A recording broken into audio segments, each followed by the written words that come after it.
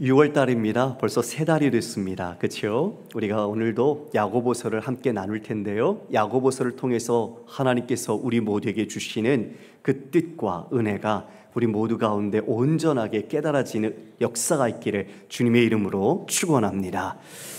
여러분, 야고보는 예수님의 친동생입니다. 그는 12지파, 흩어진 12지파에게 이 서신, 편지를 보냈죠. 그들의 삶은 결코 녹록지 않았습니다. 믿음 때문에 자신의 모든 보금자리를 떠나서 그들은 이방 땅에서 살아야 했습니다. 이에 야고보는 이렇게 말했습니다.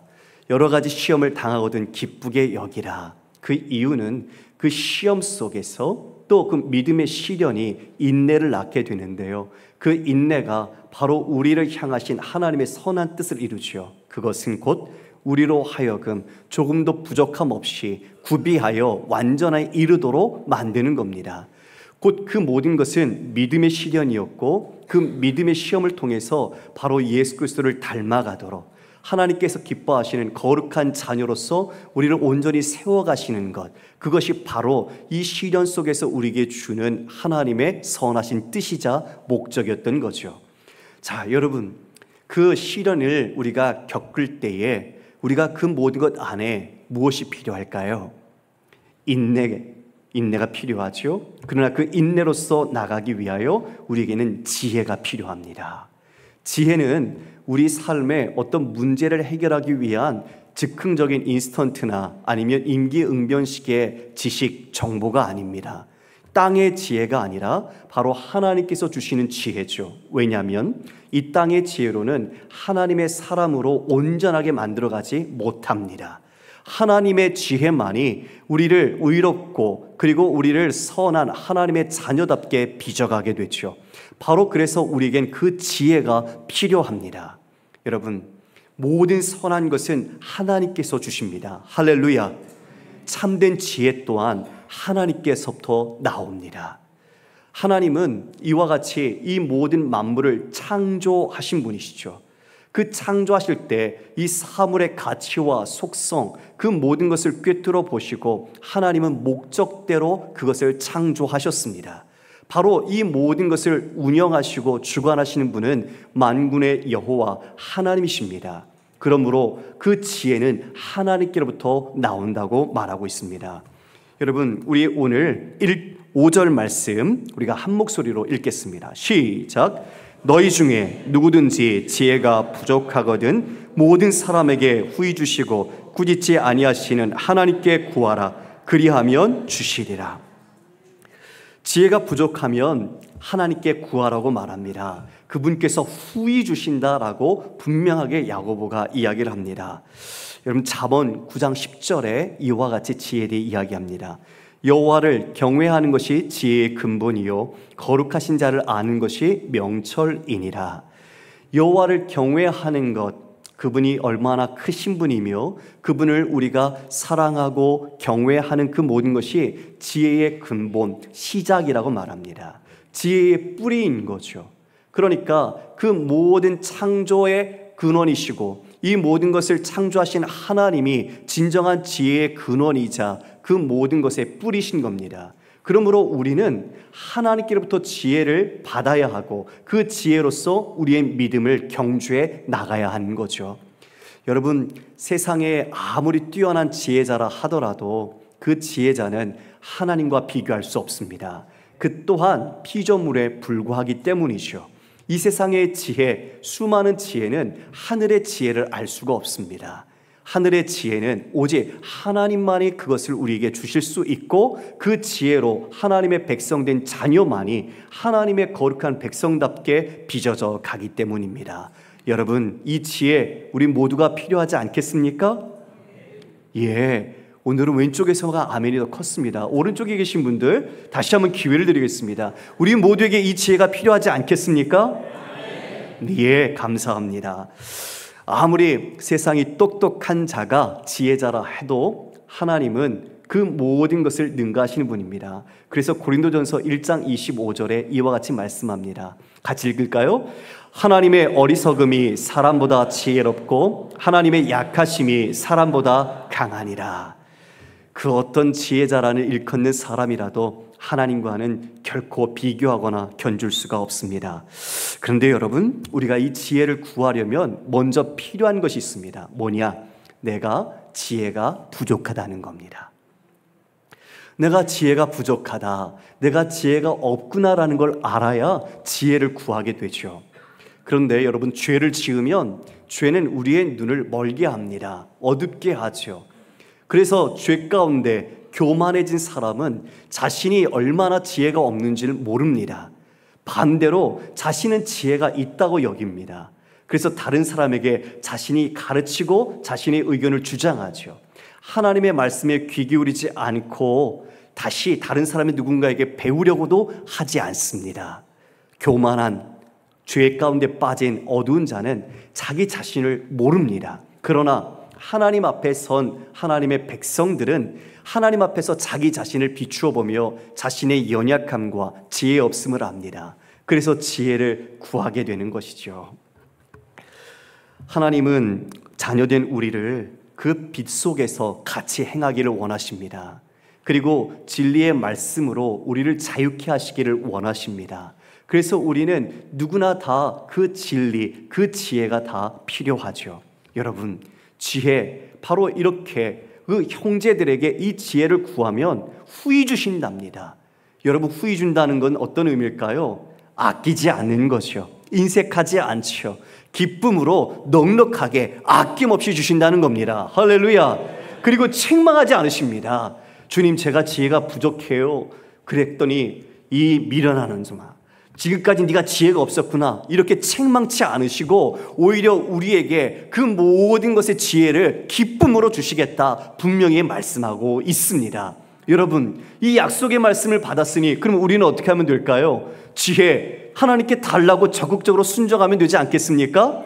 예, 우리는 날마다 이 약속의 말씀을 붙잡고 하나님께 지혜를 구하는 겁니다. 그래서 오늘도 내일도 우리가 믿음의 사람답게, 하나님의 백성답게 살아갈 수 있는 지혜로 이 세상 가운데서 하나님을 증거하고 드러내는 것이죠. 바로 그게 하늘의 지혜고, 그 하늘의 지혜가 우리를 예수 그리스도로 온전하게 닮아가도록 이끌어 갈 것입니다. 적극적으로 순종하는 지혜. 그런데 이 지혜를 어떻게 얻어야 하는가? 기도해야 되는데 그 기도해야 하는 하나의 중요한 조건들을 야고보가 이야기를 해주네요. 여러분, 6절 말씀을 볼까요? 6절 함께 읽습니다. 시작. 오직 믿음으로 구하고 조금도 의심하지 말라. 의심하는 자는 마치 바람에 밀려 요동하는 바닷물결 같으니. 첫 번째가, 여러분, 오직 무엇으로 구하라고요? 믿음으로. 오직 믿음으로 구하라고 합니다. 그러니까 오직 믿음이란 하나님께 내가 구하면 하나님께서 이걸 반드시 응답해 주실 거야 라는 신뢰가 있겠죠. 그러나 여러분, 믿음은 그것을 더 넘는 겁니다. 단순히 응답의 여부에 대한 믿음이 아니라 이 믿음은 하나님의 성품, 그리고 하나님의 약속에 대한 확고한 신뢰입니다. 다시요, 믿음이란 하나님의 성품, 그분이 어떠하신 것을 알고 그분의 약속의 말씀을 확고히 신뢰하는 것, 이것이 믿음입니다. 여러분, 그래서 우리의 믿음과 다릅니다. 우리의 믿음이란 자기 중심적인 믿음을 말하는 겁니다. 하나님을 우리가 믿는다라고 고백할 때는 내 마음과 내가 소원하는 대로 하나님을 믿는 것이 아니라 하나님이 어떤 분인지, 하나님의 성품이 어떠하신 분인지, 하나님의 약속의 말씀이 무엇을 보증하는지 그것을 분명히 아는 것, 바로 그것이 믿음이라는 겁니다. 그것을, 이 믿음을 갖고 오직 믿음으로 구하라고 야고보가 이야기합니다. 믿음이 아닐 때, 하나님이 어떠한 분인지 알지 못하고 아니면 내 욕망과 욕구로 구하는 것, 그건 믿음으로 구하는 것이 아닌 거죠. 성도 여러분, 하나님은 전능하신 분이십니다. 하나님은 선하신 분이십니다. 하나님은 우리를 사랑하시는 분입니다. 그 하나님을 신뢰하는 것 가운데 우리가 하나님께 간구하는 것이죠. 하나님의 자녀로서 아버지를 신뢰함으로써 우리가 드리는 그 기도에 아버지께서는 응답하시는 것이죠. 그런데 이 믿음으로 구할 때 그 믿음으로 무엇을, 더 온전한 믿음이 무엇인지, 진짜 믿음이란 무엇인지를 이야기해 주면서 두 가지에 대해 이야기를 해줍니다. 그 두 가지는 부정적인 내용들입니다. 그것으로 구할 때에는 기도해도 응답받지 못한다.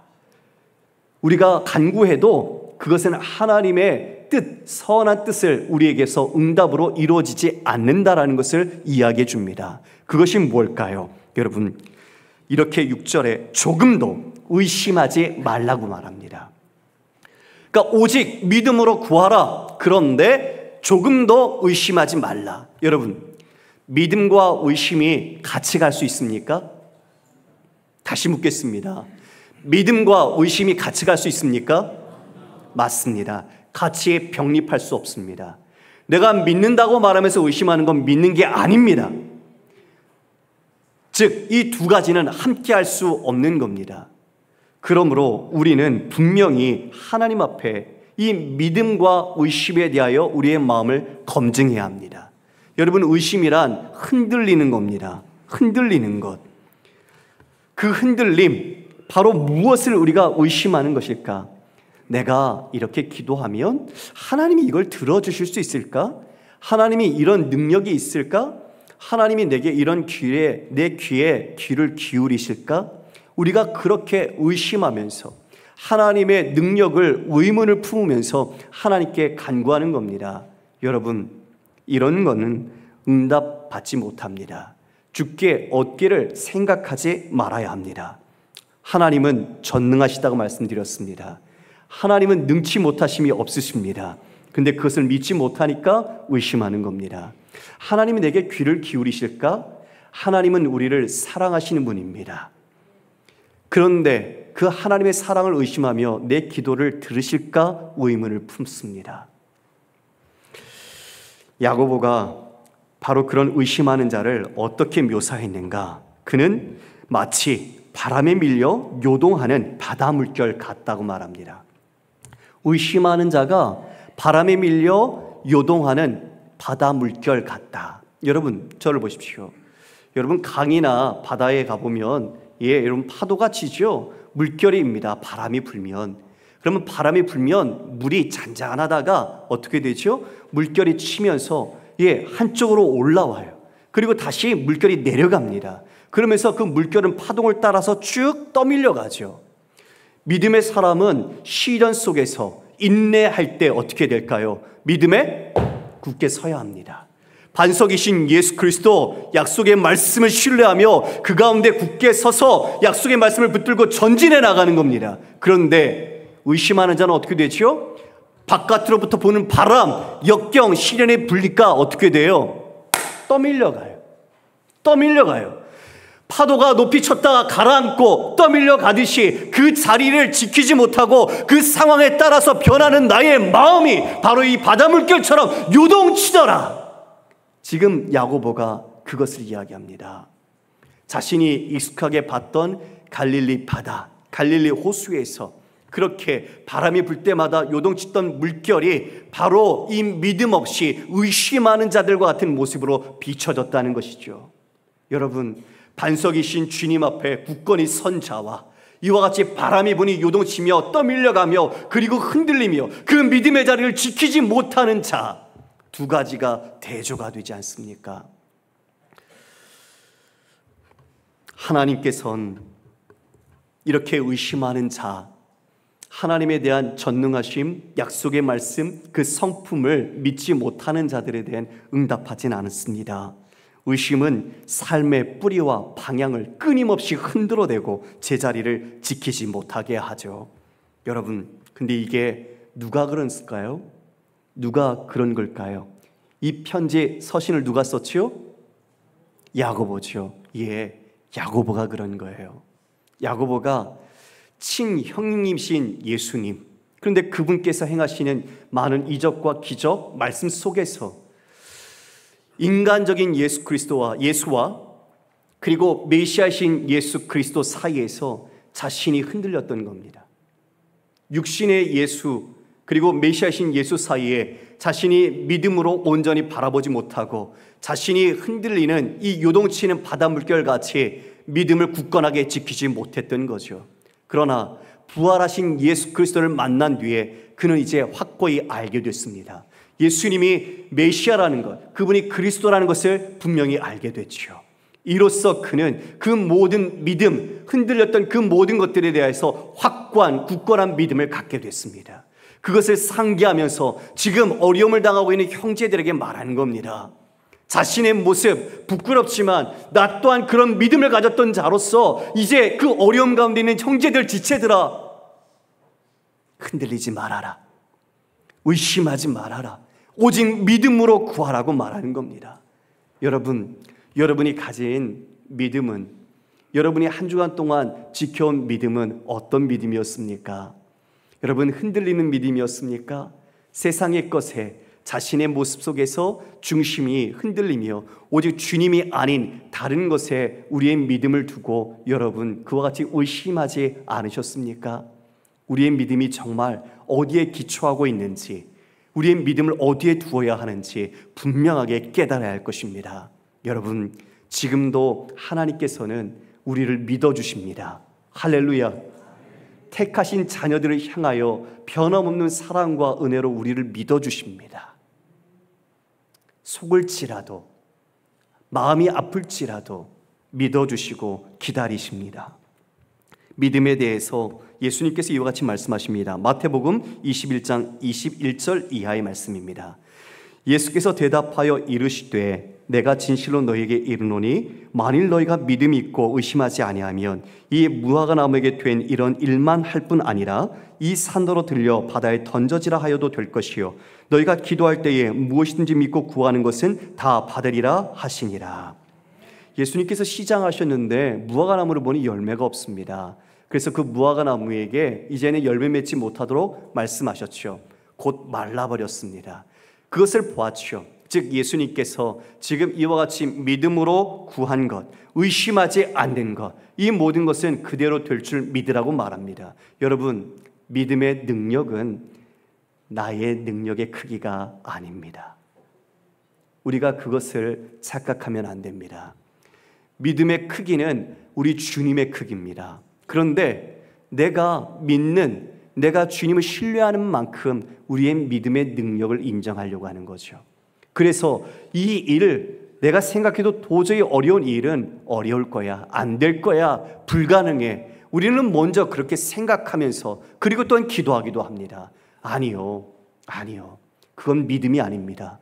여러분, 믿음은 하나님의 크기입니다. 하나님은 그 모든 믿음의 능력으로 전능하게 행하실 수 있으신 분입니다. 우리는 그것을 알고 구해야 합니다. 이에 너희가 기도할 때에 무엇이든지 믿고 구하는 것, 주님의 뜻에 합한 그 모든 것들은 다 받으리라 말씀하십니다. 우리의 욕심, 우리의 욕망이 아니라 믿음이라는 하나님이 어떠한 분이시고 하나님의 성품과 하나님의 약속의 말씀을 근거로 구하는 모든 것들은 바로 이렇게 응답될 것이다, 받을 것이라고 분명히 약속하십니다. 그러므로 믿음이 아니라 의심하며 기도하는 것은 받지 못합니다. 받는 자의 마음이 준비되지 않았죠. 하나님께 신실하지도 못하고 충성되지도 못합니다.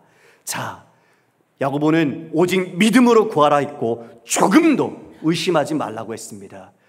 자, 시련이 오면, 시험이 오면 너희들이 온 마음으로, 모든 기쁨으로, 파스라는 모든 전적으로 그것을 기뻐하라고 했는데 이제 의심은 뭐죠? 조금이라도 의심하지 말라고 분명하게 말하고 있죠. 자, 두 번째로는 이제 어떤 마음을 품지 말라고 말할까요? 우리 8절을 같이 함께 읽겠습니다. 시작. 두 마음을 품어 모든 일에 정함이 없는 자로다. 의심하는 자에 이어서 두 마음을 품는 자. 여러분, 두 마음을 품는 것은 두 영혼을 가진 자라는 의미입니다. 두 영혼을 가진 자. 하나님을 믿는다고 하면서도 동시에 세상의 방식을 붙드는 사람입니다. 다시요, 하나님을 내가 믿는다고 하면서도 세상의 방식을 붙잡고 사는 사람, 하나님께 맡기겠다고 말은 하면서도 이중적인 태도로 믿지 못해서 불안해하는 사람. 두 마음은 온전함, 순결함, 전심과는 거리가 멉니다. 예수 그리스도를 닮는 온전한 성숙함을 이루어 가고 우리가 그것을 뜻하지만 두 마음을 가진 자는 이미 내면이 분열되어 있기에 그는 어떤 일, 그 삶에 정함이 없습니다. 모든 행동이 불안정합니다. 그래서 그는 충성되지 않습니다. 두 마음을 갖고 있기에 충성되지 않고 거짓되고 속입니다. 시편 12편 2절 말씀입니다. 그들이 이웃에게 각기 거짓을 말하며 아첨하는 입술과 두 마음으로 말하는도다. 두 마음을 가진 자는 거짓을 말하고 속이지요. 두 마음이 있어서 겉으로는 이런 척하지만 속에는 마음이 다릅니다. 겉과 속이 다르죠. 위선하는 자입니다. 호세아서 10장 2절 말씀에 그들이 두 마음을 품었으니 이제 벌을 받을 것이라. 하나님이 그 제단을 쳐서 깨트리시며 그 주상을 허시리라. 이스라엘 백성이 하나님을 섬기는데 또 다른 편에서는 우상 숭배를 합니다. 두 마음을 품었습니다. 어느 것든 걸리면 나한테 이러면 되지, 나에게 축복만 주면 되는 거 아니야? 그렇게 가졌던 두 마음, 하나님은 아십니다. 내가 너희를 벌하겠다. 그리고 그 우상, 주상 다 모두 훼손하고 회파시키겠다 말씀하십니다. 두 마음은 하나님이 기뻐하시는 마음이 결코 아닙니다. 우리의 계명 중에 여러분 가장 첫째 되는 계명이 무엇입니까? 무엇이죠? 마음을 다하고 목숨을 다하고 뜻을 다하여 주 너의 하나님을 사랑하라. 전심이죠. 전인격이죠. 내 온 마음이죠. 이것을 향해 하나님을 사랑해야 하는데 두 마음을 품고 있습니다. 두 개의 영혼을 품고 있습니다. 하나님 사랑할 수가 없죠. 하나님을 다른 것과 비교해서 다른 것을 선택하지 않습니다. 이에 야고보는 야고보서 4장 8절에 두 마음을 가진 자들에게 이렇게 말합니다. 너희 마음을 성결하게 하라. 너희 마음을 정결하게 하라는 겁니다. 하나님 보시기에 깨끗하게 하라는 겁니다. 그 마음이 섞여 있고 나누어져 있고 분열되어 있죠. 전심으로 하나님께 충성하지 못하는 것, 바로 그게 두 마음입니다. 예수님께서 산상수훈에서 이와 같이 말씀하셨습니다. 마태복음 6장 24절 함께 읽습니다. 시작. 한 사람이 두 주인을 섬기지 못할 것이니 혹 이를 미워하고 저를 사랑하거나 혹 이를 중히 여기고 저를 경히 여김이라. 너희가 하나님과 재물을 겸하여 섬기지 못하느니라. 두 마음을 갖고 있어요. 돈도 섬기고 하나님도 섬기면 내 삶이 행복하겠지, 든든하겠지, 안정되겠지, 그렇게 마음 품는 사람이 있네요. 주님 말씀하시죠. 두 주인 섬기지 못한다. 하나를 중히 여기거나 하나를 경히 여기고 하나를 사랑한다면 하나를 미워하게 될 것이다. 여러분, 하나님과 재물을 함께 겸하여 섬기지 못합니다. 빛과 어둠이 사귀지 못합니다. 형제를 사랑한다고 해놓고 형제를 미워하지 못합니다. 이 모든 것이 같이 갈 수 없습니다. 믿음으로 사는 사람은 반석이신 예수 그리스도 위에 자신의 모든 믿음의 삶을 놓고 살아가는 사람입니다. 그 반석이신 예수님이 따라가신 길을 따라 자기를 부인하고 자기 십자가를 지고 주님을 따르는 사람입니다. 자신이 죄를 벗어버리고 우리 앞에 놓인 경주를 인내로서 끝까지 완성하는 사람입니다. 우리의 삶의 시작이요 우리의 삶의 완성이신 예수 그리스도가 우리의 삶의 목적이요 목표라는 것을 바라고 사는 사람이 그리스도인입니다. 그 그리스도인은 한 마음으로 사는 사람입니다. 두 마음을 품지 않습니다. 오직 한 마음으로 주님을 향하여 충성되이 사는 자가 신실한 그리스도인입니다. 할렐루야. 하나님은 우리에게 지혜 주시기를 기뻐하시지만 두 마음을 품고 정함이 없고 의심하는 사람은 아무것도 받지 못합니다. 하나님의 응답은 하나님을 향한 믿음에 달려있기 때문입니다. 그러므로 우리는 분명하게 알아야 합니다. 우리의 믿음이 어떤 믿음인가? 주님을 향한 순결하고 그리고 전심으로 주님을 사랑하고 주님이 어떤 분인지 알게 힘쓰며 주님을 의지하는 믿음인가 말입니다. 오늘 우리는 이 말씀을 통해 한 가지를 확실하게 붙들어야 합니다. 그것은 뭔가? 오직 믿음으로 구했을 때 하나님께서 반드시 지혜를 주신다는 겁니다. 예, 하나님은 믿음으로 구한 그 지혜를 반드시 우리에게 주십니다. 보증하십니다. 하나님은 자녀들에게 가장 좋은 것을 주시기를 기뻐하시는 아버지십니다.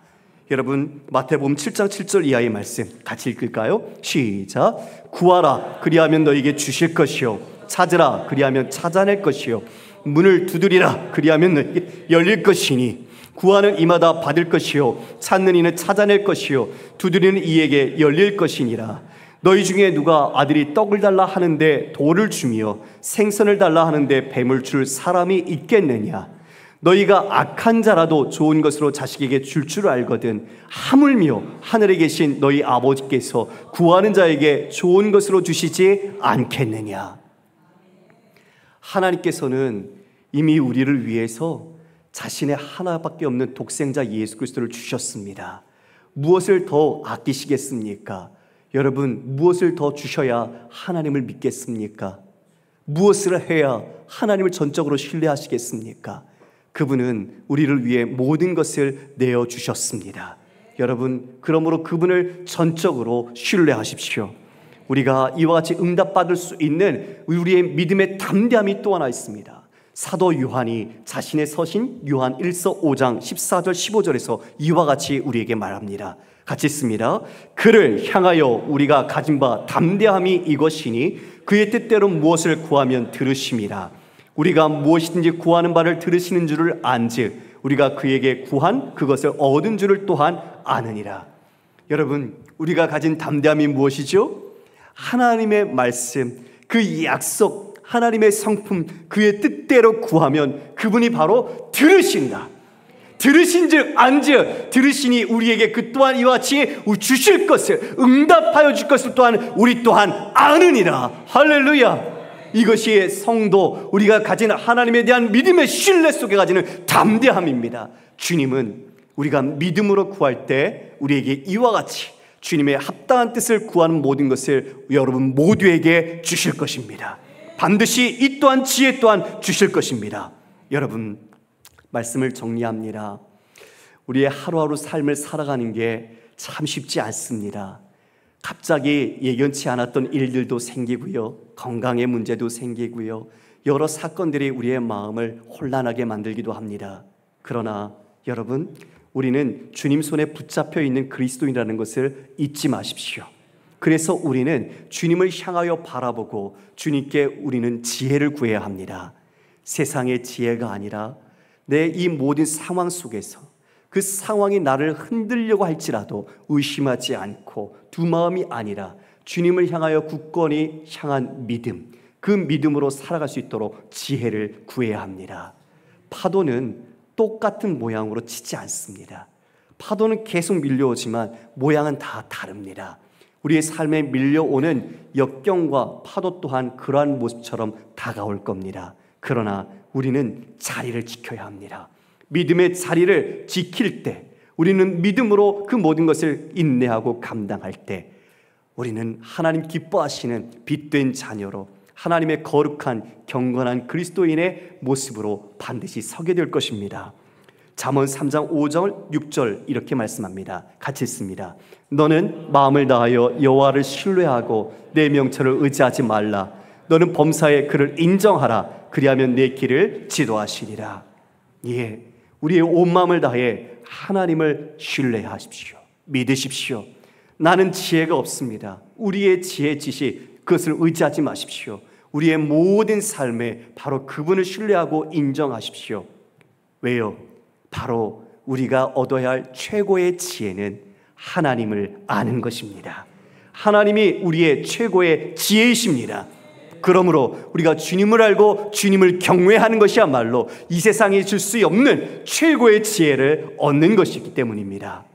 바로 이처럼 최고의 지혜이신 하나님을 알고 날마다 그분과 함께하면서 여러분 오직 믿음으로 두 마음이 아니라 조금도 의심하는 마음 다 버리고 흔들리는 바다 물결 같은 마음들을 다 제거하셔서 전적인 소망을 주님께 두셔서 그 지혜로 우리 주 예수 그리스도의 장성한 분량의 충만에 이르도록 힘써 자라가는 우리 모든 성도들 되시기를 주님의 이름으로 축원합니다.